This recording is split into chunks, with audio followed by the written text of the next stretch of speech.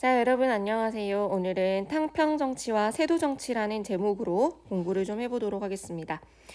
지난 시간까지 우리는 군주들을 차례대로 배우면서 그와 동시에 붕당정치가 어떻게 전개됐는지에 대해서 좀 살펴봤어요. 그쵸? 오늘은 이제 영조, 그리고 그 뒤를 이어서 정조, 영조와 정조 때의 정치를 배우고 그 이후에 19세기, 조선의 19세기로 넘어가면서 19세기의 정치, 어떠한 현상이 일어났는지, 이러한 조선의 이제 마지막 정치, 세도 정치라고 불리우는 거기까지 이제 오늘은 좀 배워보도록 하겠습니다. 숙종 때요, 여러분. 붕당 정치가 이제 일당 전제화 현상이 일어나는 붕당 정치의 변질이라고 불리우던 이 숙종 때 결국에 서인과 남인 간의 당쟁이 있었어요. 환국이라고 불리우면서 그 환국이라는 이러한 정치적인 급격한 이러한 정국을 이제 만들었던 그 속에서 이 서인과 남인 간의 당쟁 사이에서 이제 왕권을 강화를 시켜 나갔던 이제 숙종의 정치에 대해서 우리가 지난 시간에 살펴보았는데, 결국 이 서인과 남인의 당쟁에서 서인의 승리로 끝이 났었어요. 그런데 서인의 승리로 끝이 났지만 집권 세력이었던 이 서인이 다시 어땠습니까? 노론과, 그렇죠? 소론으로 다시 이렇게 당쟁이 극심했었죠. 그리고 이 소론이 경종 연간에 왕위 계승을 둘러싼 노론간의 대립에서 일단 승리를 합니다. 일단 승리를 해요. 자, 다시 말하면 이 경종 시기, 숙종 이후에 경종, 그리고 영조, 정조, 오늘 우리가 영조와 정조를 배우는 거거든요. 이 경종 때 어쨌든 남인과 소론이 지지하는 경종이 왕 위에 올라가는 겁니다. 그런데 노론이 지지하는 이 영조가 다시 즉위하면서 소론은 정치적인 위협을 느끼게 되는 거예요. 정치적인 위협을 느끼면서 결국에는 어떠한 일이 일어나느냐, 영조가 즉위한 이후에 이인좌의 난이라는 난이 일어납니다. 여기에는 이제 뭐라고 선생님이 써두었냐면, 소론 강경파와 일부 남인, 그러니까 누구예요? 소론이죠. 소론. 경종 때 남인과 소론의 지지로 왕이 됐던 경종 때 이 소론이 영조 때 이제 신변의 위협을 느끼는 거죠. 정치적인 위협을 느끼는 거죠. 왜? 영조는 누구와 지지를 했으니까. 노론이 지지를 했으니까. 그래서 결국에 영조가 즉위를 하자 소론과, 이제 소론에서도 이제 사실은 강경파라고 보는 게 정확해요. 소론에서도 강경파, 온건파가 있었는데 이제 그 중에서 소론 강경파와 일부 남인, 이들이 경종의 죽음에 영조와 노론이 관계돼 있다라고 하면서 이제 반란을 일으킨 겁니다. 반란을 일으켰고, 결국 여기서 이 난은 관군에게 격파됐어요. 그러니까 사실은 난이 일어났는데 이 난을 영조 때 정리를 한 겁니다. 그럼 여기서의 핵심은 이 이인자의 난의 결과죠. 결과. 그래서 영조 때 영조가 즉위하던 영조 시기에 이인자의 난의 결과는 소론이 이제 완전히 재기불능 사태가 되었다라는 거. 그러면서 그와 동시에 지방 세력을 억누르는 정책, 이 난을 계기로 오히려 왕권이 강화되는 중앙 집권의 계기가 됩니다. 영조의 입장에서는. 그래서 이인좌의 난, 1728년에 이러한 난을, 이때 왕 4년이에요. 영조 4년 때 이제 이 사건이 일어나거든요. 이 사건의 계기로 정리를 하면서 중앙 집권 강화 계기가 됐던 거죠. 그리고 나서 사실은 바로 영조 5년에 이 사건이 일어난 다음에 어떤 선언을 하느냐, 영조가 선언을 합니다. 군주권 앞에서는 어떠한 붕당도 용서하지 않겠다라고 하면서 붕당 타파를 선언을 해요. 이게 이제 기유대 처분이라는 왕 5년에 이제 어떻게 보면 영조의 선언인데, 결국에는 이게 무슨 말이냐? 이게 무슨 말이냐? 바로 나는 이제부터 완론 탕평을 하겠다. 탕평파 중심으로 전국을 운영하겠다라는 말이었습니다. 이 말이 무슨 말이냐? 자, 천천히 제가 설명을 해드릴게요. 영조는 어떠한 완론 탕평이라고 이렇게 이제 표현을 했는데, 영조가 택한 붕당 정치라는 거는 붕당의 이해관계를 철저하게 제거하는 것이 사실은 이 영조의 주된 목적이었어요. 방금 선생님이 뭐라고 말을 했느냐? 영조가 5년에 기유대처분이라는 선언을 했는데 그게 뭐냐?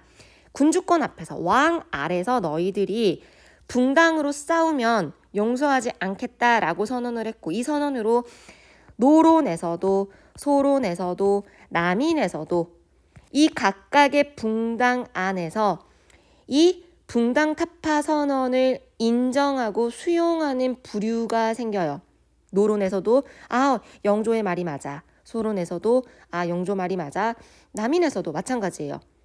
이 세 붕당 중에 이들을 완론이라고 그렇게 표현을 합니다. 완론 계열.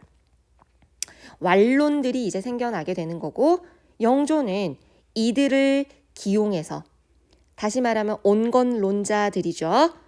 주장이 평안한 자, 자기들의 이해관계를 강력하게 주장하지 않는 자들이라는 것이죠. 이들을 기용해서 중용해서 정치를 하는 겁니다. 그래서 신하들 간의 의견 대립을 줄이고 붕당 간의 대립을 완화시키고 해소시키고, 사실은 이게 영조의 목표였던 것입니다. 그런데 사실은 이게 영조 시기 때는 가능했어요. 왜? 영조가 왕권이 이를 통해서 왕권 강화를 했고, 그리고 왕권도 강했고, 그랬기 때문에 왕권으로 이제 붕당을 누른 거죠. 붕당기에 그동안 약했던 왕권 강화를 이 탕평파 중심의 전국 운영인 완론 탕평을 통해서 왕권 강화를 이제 했기 때문에 이제 이게 가능했지만, 사실 이게 사실은 나중에 세도 정치기의 원인이 됐다라고도 볼 수 있어요. 그러면서 살림의 존재도 부정하고 서원도 정리하는 이런 일이 일어납니다. 붕당이, 탕평이 힘을 잃게 되는 거죠. 자, 완론이라는 표현을 썼고, 이따 저희가 정조를 배우면서 줄론이 나타나요. 줄론이라는 용어는 이 완론과는 조금 어때요? 반대되는 용어겠죠. 이때 이 줄론은 살림의 붕당의리를 포기하지 않는 자들이다라는 표현에서 줄론이라는 호칭을 썼대요. 그렇게 불렀다라고 합니다. 어쨌든 영조는 어때요? 완론자들을 택해서, 온건한 자들이 중용해서, 이들을 활용해서 정치를 했다라는 걸 기억을 하시면 될 것 같습니다. 그와 동시에 이제 이조전랑의 권한을 축소해요. 이조전랑의 권한을 축소합니다. 예를 들어서 이때 당시에 자청권이라고 해서 자신의 후임자를 선거한다거나, 통청권이라고 해서 청요직에 3, 4등과 같은 청요직을 추천하는 이조전랑의 이러한 강력한 권한이 있었거든요. 이러한 난관권이라고 하는데, 이거를 폐지시켜버려요. 그러니까는 이조전랑의 난관권을 폐지시켰다, 난관권을 없앴다, 권한을 축소시켰다, 이조전랑의 권한을 축소시켰다, 그렇게 보시면 될 것 같아요. 그리고 살림이란 존재 부정하고, 살림이라는 거는 각 당의 공론을 주재하던 체제를 없애버리는, 그러니까 그 존재를 인정하지 않았던 거죠. 공론의 주재자는 어디까지나 국왕이다. 신하는 너희는 내 위에, 너희들이 주재자가 될 수 없다라는 그런 논리로 살림의 존재를 인정하지 않았고, 그리고 이 살림의 근거지였던 서원들을 모두 대폭 정리했다라는 거예요. 그래서 영조는 이렇게 붕당 정치들의 기구도 모두 해체했고, 그리고 왕권 강화, 정치적 안정을 토대로 이런 거를 토대로 완론자들을 기용해서 탕평 정치를 펼쳤다, 그렇게 보시면 됩니다. 자, 여기서 그러면 영조 때의 탕평 정책의 의의와 한계를 한번 살펴볼까요? 영조는요, 그 전 때에 숙종 때 어땠습니까? 붕당 정치가 변질되어서 일당 전제화가 일어나는 모습이 있었기 때문에 이러한 붕당 간의 대립을 억제하고 국왕권을 신장시킨 점에서는 확실히 높이 평가할 만해요. 정말 대단한 군주였죠. 그런 측면에서는.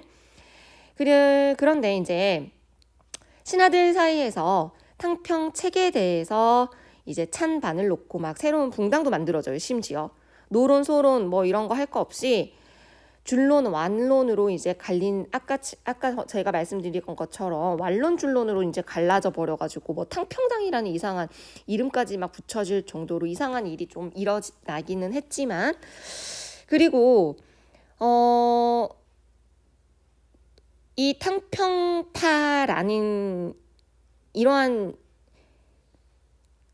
영조가 기용한 이들, 그러니까 이들의 정체성이 뭐냐는 건데 오히려 자신의 정책을 지지하는 이 탕평당의 핵심들이 왕실이나 그리고 왕실의 혼인관계 이런 것들을 통해서 새로운 세력가로 부상되어 버리는, 결국에는 척신이 되어버리는, 척신의 살림들과 국왕권이 제휴해버리는, 그러니까 철저하게 영조는 머리가 어떻게 보면 영리한 사람이었던 것 같아요. 새로운 자신 위주로 모든 정치를 개혁시켜버린 거죠. 그래서 이렇게 탕평 정치 완론 중심의 완론 탕평을 한 인물이다. 그렇게 보시면 될 것 같습니다. 그리고 이제 영조의 개혁 정책을 한번 살펴볼게요. 자, 이때 균역법 실시. 저희가 다음 시간에 이제 조선의 경제사 배울 겁니다. 그때 선생님이 이 균역법에 대해서 정말 자세히 설명을 드릴게요. 이것만 기억합시다. 이 시간에는 영조 때 균역법을 실시했구나. 이 정도만 기억을 우선 하십시오. 그리고 사법제도도 개혁을 했어요. 가혹한 형벌을 이렇게 폐지를 하는 방법으로 사법개혁을 이제 제도를 개혁을 했고, 신문고 제도, 이러한 제도도 이제 부활을 시켰고, 그리고 속대전, 그리고 동국 문헌 비고, 문물 제도를 분류해서 이제 어떻게 보면 정리한 백과사전이라고 보면 돼요. 그래서 이 두 개가 가장 여러분들이 알아두시면 좋은, 알아두셔야 될 문물 정비 서적이다. 서적이다. 그렇게 보시면 되고, 사실은 이 밖에도 동국 여지도나 그리고 뭐 속대전 외에도 속오레이 뭐 이런 것들이 있기는 있어요. 우리는 그래도 이 두 개 정도는 영조 때의 이 두 개의 서적 정도는 알아두셨으면 여러분들이 좋을 것 같습니다. 자, 그 다음에 이제 이번에는 정조로 한번 가볼까요? 정조. 아까 여기서 이제 이 얘기할 때 좀 추가적으로 하려다가 말았는데, 이 중에서도 이제 사법제도 개혁하면은 뭐라고 보시면 되면, 예를 들면 사형수에 대해서 삼심제, 물론 세종 때 이제 시작을 하긴 했지만 영조 때 이제 완벽하게 확정이 됐다. 그렇게 보시면 돼요. 삼심제가 이제 됐고, 그 다음에 뭐 속대전에 이제 수록한 내용 중에 노비정모법이 이제 확정이 돼서 이때 이 속대전에 수록을 합니다. 현종 이후부터 이제 계속 생겼다 다시 없어졌다 이게 이제 반복했던 제도였는데, 이 노비정모법이라는 것이 이제 속대전에 수록이 됐다라는 거. 한계. 결국에는 강력한 왕권에 의한 일시적인 탕평이었다라는 거. 소론이 약화되고 결국엔 노론이 더욱더 전국이 주도되는 이러한 그러니까 영조가 죽으니까 모든 것이 이제 문제가 되어버렸던 것이죠. 왜냐, 자체적으로 돌아가는 이러한 정치 시스템이 아니고 붕당 정치를 완전히 타파시키기 위해서 모든 것을 자기 위주로 만들어놨기 때문에, 강력한 영조라는 인물이 존재했을 때는 이 조선이라는 정치 체제가 정상적으로 돌아갔겠지만, 영조가 죽음과 동시에 이제 모든 것이 무너져 버리는 이제 그러한 이제 문제점이 이제 생긴 거죠. 다행히도 그의 손자였던 정조가 정치를 다행히도 그 뒤에 바톤을 이어받아 잘했어요. 다행이죠, 어떻게 보면. 자, 정조의 상평으로 한번 우리가 좀 넘어가 봅시다. 정조는 적극적인 탕평 정치라고 해서 준론탕평이라고 이제 이렇게 우리는 이름을 불러요. 사실 정조 때의 준론탕평 이야기를 하기 전에 이제 벽파식파 이야기부터 좀 한번 해보고 싶습니다. 이때 정조가 이제 왕위에 오르면서 영조 때의 척신이랄지 환관들이랄지 이런 세력들을 모두 다 제거를 해요. 영조가 즉위를 하자요. 영조가 즉위한 이후에 정조의 정책이나 그리고 정조의 아버지였던 사도세자. 이 사도세자 누굽니까? 영조의 아들이죠. 이 사도세자의 죽음을 둘러싸고 두 개의 분당으로 갈려요. 하나는 사도세자의 문제에 대해서 정조 정책에 반대하는 벽파가 이제 있었고, 그리고 그 정조의 정책에 그 이제 뭐라고 해야 되냐, 동조라고 해야 될까요? 이해를 하는, 동조하는 시류에 편승한다라는 의미로 시파. 이 두 파가 이제 갈립니다. 그리고 이 시파에 그 전에 세력을 이뤘었던 남인 계열이랄지 소론 세력들이랄지 이런 세력들이 이제 대거 포함이 돼요. 사실은 사도세자가 죽게 되는 과정 안에서 이 벽파 시파가 이미 이제 생겨났는데, 대체적으로 이제 사도세자는 정조는 아무래도 이 벽파 자신 아버지를 죽음에 몬 이 벽파에 대해서 불만이 컸겠죠. 그러면서 이제 정조가 왕위에 오르자마자 척신 세력을 배척하고, 그리고 영조와는 다른 모습을 보여줍니다. 성리학적인 그 질서의 기본 요소인 뭐 의리랄지 또 뭐라고 해야 되니, 뭐 그 공론, 명절, 뭐 청요직 이런 것들을 이제 활성화시켜요. 그래서 철저하게 실력에 따라 인물을 준용하기 시작합니다. 그래서 당파를 완전히 없앴던 영조와는 달리 각 붕당의 주장을 듣고 옳고 그름을 본인이 판단해서 충분히 듣고 오른쪽의 의견을 받아들이는 그러한 탕평 정책을 펼쳐요. 그러니까 붕당을 떠나서 능력이 있고 그 일을 잘하는 사람을 등용을 했기 때문에 관직에 노론, 소론, 남인, 고루 기용이 됐을 뿐만 아니라 전체적으로 진보적 학자들이 많이 등용이 됐죠. 이 말만 들어봐도 정조가 정말 사실은 본인이 이 옳고 그름을 판단할 정도의 인물이구나, 정말 똑똑한 왕이었구나, 이런 게 느껴지지 않습니까? 맞죠? 그래서 정조는 정조 때의 이러한 모든 것들을 제거하고 철저하게 탕평의 옳고 그름 주장을 듣고 평가하는 준론 탕평을 펼쳤다라는, 영조 때의 완론 탕평과는 조금 다른 한결 개방적이고 영리한 그런 탕평 정치를 하는 모습을 보여줍니다. 그러면서 이제 장용영이라는 것을 설치를 해요. 장용영은 뭐냐? 어떻게 보면 이제 친위 부대예요. 자신의 반대 세력을 무력으로 제압할 수 있는 친위 부대가 필요했던 것이죠. 일종의 왕권 강화의 측면에서. 그래서 무예가 출중한 이러한 이제 무예 출신들과 금군을 일부를 이제 장용이에 옮기면서 이제 장용영, 자신의 친위 부대인 장용영을 구성하게 됩니다. 그래서 이 장용영을 토대로 군사 기반을 확보를 하게 되는 거죠. 그래요.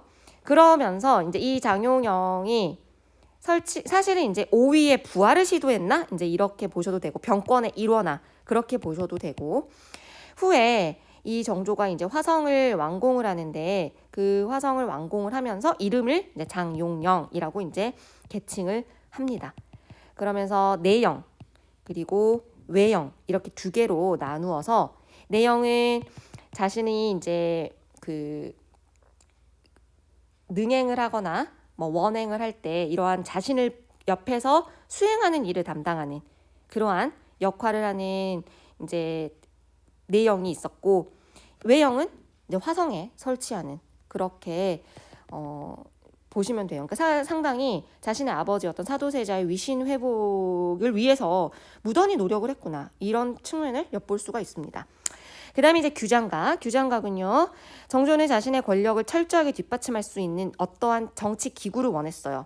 그러니까 이거는 군사를 원한 거라면 규장각은 정치 기구를 좀 원한 건데, 사실은 원래는 그냥 왕실 도서관이었어요. 역대 왕들의 글과 책을 수집 보관하는 왕실 도서관이었는데, 이 규장각의 권한을 조금 더 강화시켜서 학술 그리고 정책, 이러한 정책을 연구하는 이러한 기구로 이제 변화를 시킨 거죠. 그러면서 더 나아가 과거 시험을 주관하고 문신 교육도 시키고, 더 나아가 왕의 지지 기반을 양성하는 그러한 기관으로 탈바꿈시킨 겁니다. 아주 영리한 정조라고 보시면 돼요. 그래서 여기서 여러 이제 그 정약용과 같은, 그리고 그 이후에 유득공, 박제가 이런 이제 서울 출신 인물들이거든요. 이들이 이제 규장각 검서관에 임명도 하는 그러한 모습을 보여줍니다. 그리고 규장각 외에 이제 규장각이 있다면 또 외 규장각이라고 해서 들어는 보셨죠, 여러분? 따로 이제 강화도에 또 이러한 외 규장각을 설치하기도 했다라고 합니다. 이 외 규장각에 병임양역 때 불타버려가지고 여기 안에 있던 의궤들 다 어땠어요? 프랑스군이 가져가 버렸잖아. 그래서 최근에 몇 년 전에 이렇게 선생님이 이제 프랑스에서 이렇게 장기 대여를 지금 해줘서 이제 국립중앙박물관에 처음 왔을 때 제가 이제 보러 갔었는데 그때 기억이 이제 좀 아직도 생생하네요. 그 외규장각과 규장각 이 정조가 설치를 한 겁니다. 그리고 문신초계제, 다른 말로는 초계문신제가라고도 해요. 이거는 뭐냐면 어린 신진 문인들 그리고 중하급 관리들 이들 중에서 실력 있는 사람들을 뽑아서 이 규장각에서 다시 공부를 시키는 거예요. 재교육. 그러면서 정조의 학문이나 정치 노선들을 강하게 주입시키는 아주 정말 똑똑한 왕답게 어떻게 보면 맞춤식 교육을 시켰나? 뭐 이런 생각이 들죠. 그리고 이제 정조하면 여러분들 생각나는 게 뭐예요? 그렇죠. 화성이죠. 화성. 그렇습니다. 화성. 수원화성을 이제 건설을 해요. 어떻게 보면 신도시죠. 사도세자의 묘를 이제 여기로 옮기면서 혈융원이라고 하고 여기에 이제 성곽 도시인 화성을 건설을 합니다. 그런데 이 수원화성은 정치적인 기능과 동시에 군사적인 기능을 가지고 있어요. 그렇죠? 그래서 정치적, 군사적 그리고 여기에 이제 상공인들을 유치를 하면서 특권을 이 신도시로 이주해서 사는 이들에게 상공인들에게 특권을 부여하면서 경제적인 기반으로도 이제 만들어준 정말 똑똑한 그런 인물이구나라는 생각이 듭니다. 그래서 이제 화성 건설 그렇게 알아두시면 되고 그리고 이 정조의 개혁 정책 봅시다. 지금 우리는 정조의 정책을 하고 있어요. 수령의 권한을 강화시키는 모습을 보여요. 9년 단위의 향약을요. 이제 수령이 직접 주관하게끔 해서 향촌에서 사림의 영향력을 약화시키는 그러니까 지방사족의 향촌 지배력을 억제시키고 내가 보낸 수령이 이들을 억제시키고 누르는 그러한 모습을 보여줍니다. 그러니까 정말 영리한 왕이에요. 향약을 수령이 직접 주관하게끔. 그러니까 지방에서 주름 잡던 사족들이 너희 너무 오버하지 마. 내가 왕께서 수령께서 이제 직접 국가의 백성 통치력을 강화하기 위한 백성에 대한 국가의 통치력을 강화하기 위한 그런 개혁 정책이었다. 그렇게 보시면 되겠습니다. 그리고 서얼과 노비에 대한 차별을 완화했어요. 박제가랄지 유득공이랄지 이러한 서울 출신들을 아까 규장각 겸서관으로 등용을 했다라고 했죠. 그런 측면만 보더라도 서울에 대한 차별을 완화했다라는 모습을 보여주십니다.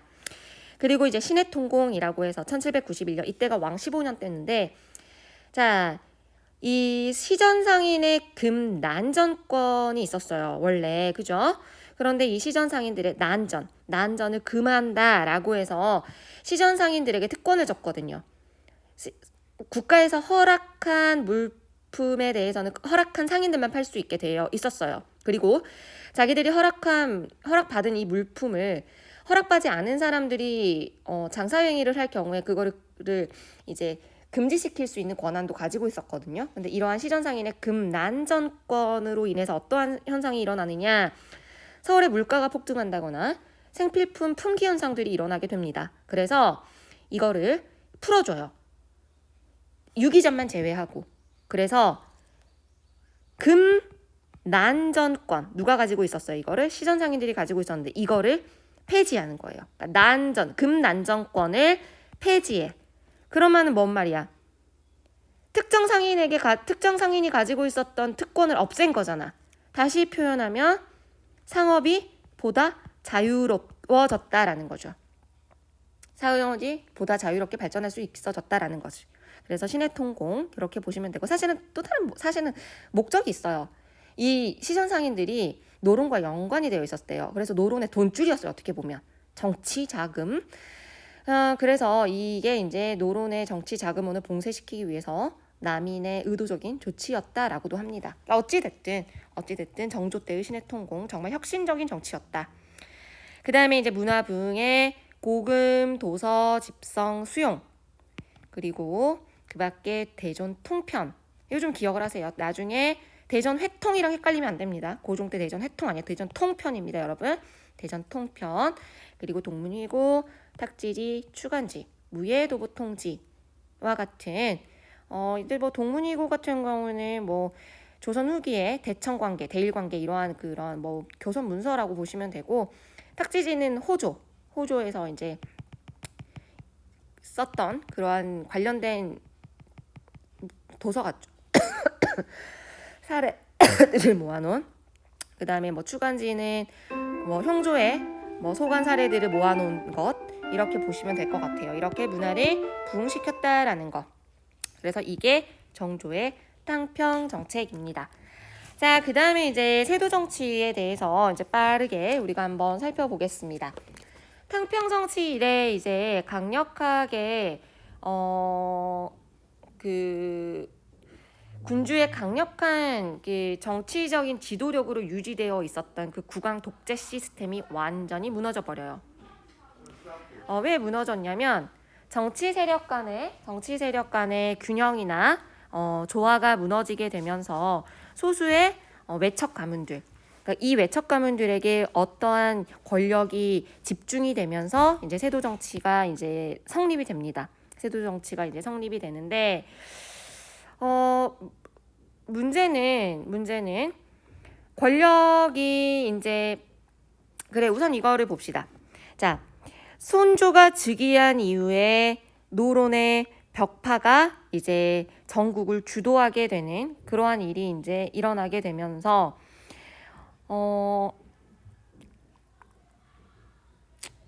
그러면서 정조 체제를 이 정순환후가 수렴청정을 시작을 하면서 그 전에 있었던 정조 시대 때 있었던 모든 정치 체제를 해체하는 작업들을 해요. 예를 들면 뭐 신유박해 이런 것들을 이용을 해서 규장각 출신들을 축출한다거나, 규장각 출신들 누굴까요? 시파.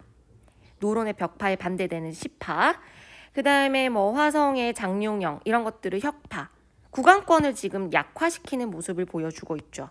그래서 신유박해는 뭐였냐면요, 여러분. 노론 벽파 세력이 남인이나 그 밖의 반대 세력을 숙청하려고 일어난 사실은 사건이에요. 다른 말로는 사실은 천주교 탄압 사건인데 여기에 이제 우리가 아는 여러 인물들, 대표적으로 정약용 등이 이제 유배형에 처해졌는데 천주교 사건과 같아 보이지만 사실은 그 속에 들여다보면은 벽파의 정치 사건이었죠. 벽파가 남인을 누르기 위한, 그리고 노론의 시파를 누르기 위한 일련의 이런 사건들이었죠. 그래서 신유박해랄지 그리고 뭐 장룡영이랄지 이런 것들을 통해서 정조 때의 정치 체제를 모조리 해체시켜 나갑니다. 그러면서 이제 안양 김씨랄지 그다음에 뭐 반남 박씨랄지 풍양 족씨랄지 이러한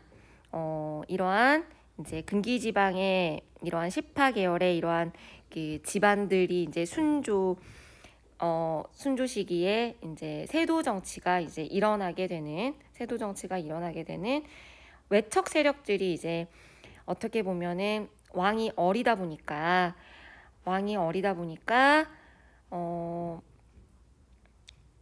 외척 세력들이 정치를 주름잡아 버리는 그런 일들이 이제 일어나는 겁니다.